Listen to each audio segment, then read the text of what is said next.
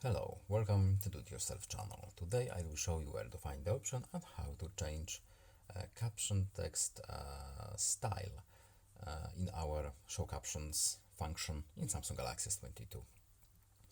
So this option only refers to our phone and not applications such as YouTube, etc.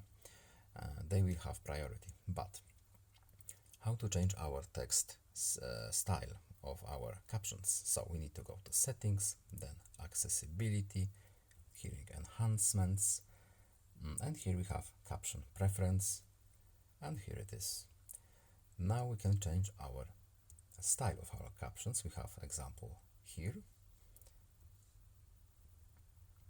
As you can see, we can change quite a bit here, and just no need to save, just go back to our main menu, main screen. I hope that video was helpful to you. Please leave a like and subscribe. Have a nice day and see you in the next video. Bye.